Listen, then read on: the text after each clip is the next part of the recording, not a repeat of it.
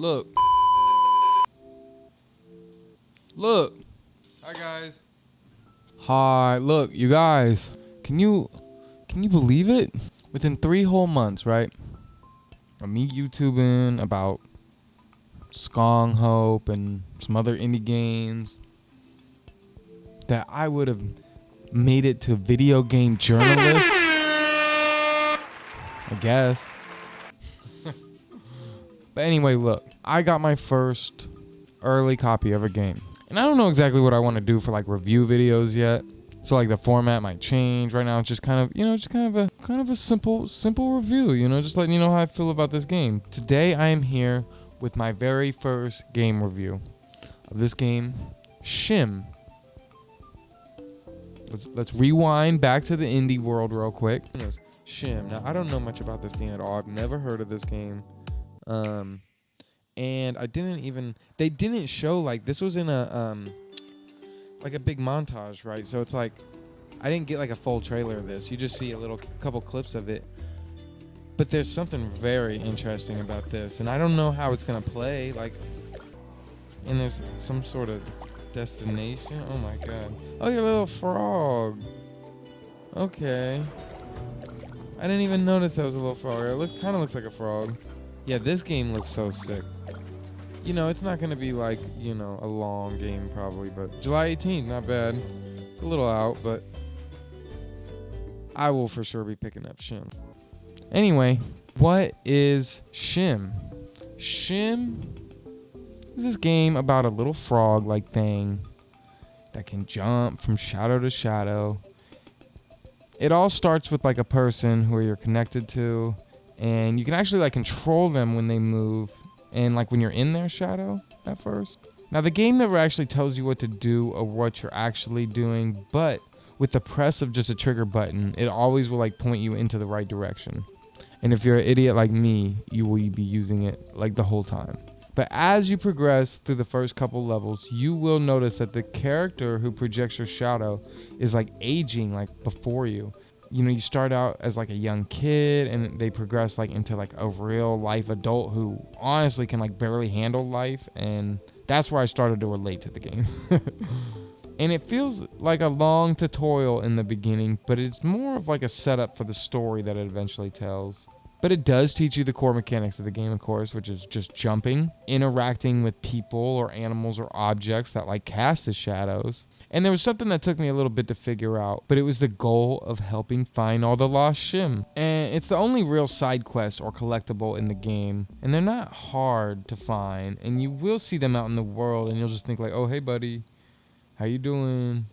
But then you'll find like a collectible nearby, and it'll like go back to the SCHiM and kind of like completes like the area that they're in. But I didn't realize that the SCHiM was lost. I just thought he was kind of hanging out, and I thought that I was just also finding like a weird collectible. And so if you're not paying attention early, you may miss those guys. You may just think they're just kind of out in the world, like hanging out. But very quickly you'll realize that the rooms and the levels in this game are like fairly small. If you hop into the final shadow of the room, you will be thrown out of there immediately.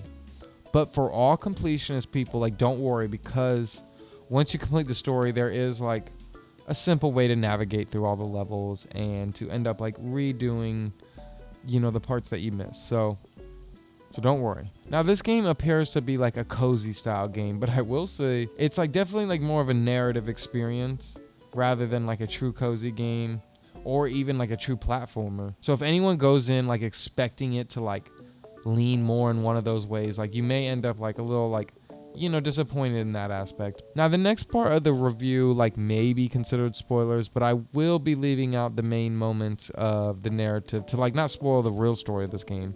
I just personally believe that people will benefit like knowing the point of the game going into it rather than like going in completely blind, because at a certain point you get split up from your main shadow, and that kind of like starts the game, and that kind of causes the game to shift into this sort of cat and mouse game per se. And for me, that's like where the like coziness of the game kind of ended, minus like the golf level that I spent an hour on trying to get the hole in one achievement. Like that golf level is really cool.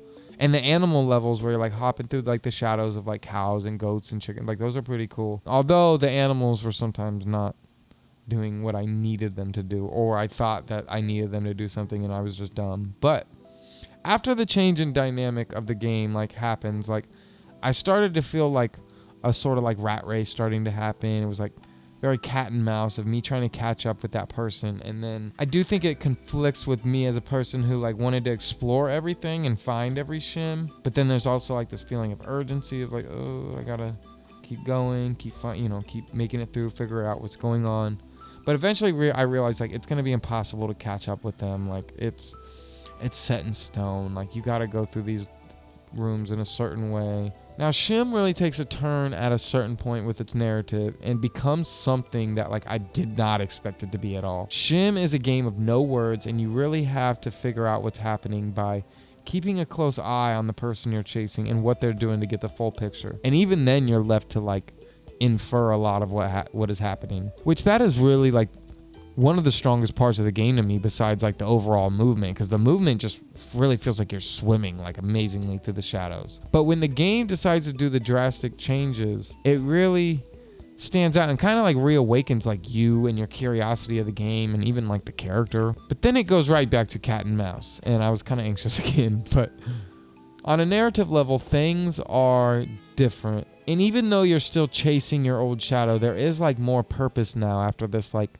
shift in this game, and you really feel like a conclusion like is on its way. Now, SCHiM is a game that caused some anxiety for me, but look, I've been playing Elden Ring lately, so like this is probably still worth it being like a cozy game, like in that category compared to what most of us have been playing lately. Some people don't like comparisons, but look, this game is like Frogger meets Untitled Goose Game. This game has a very retro feel to it with its simplicity, but also it like, you know, it's still like a, you know, one of those like standout indies because it hits you with like a story worth looking into that's kind of heartwarming.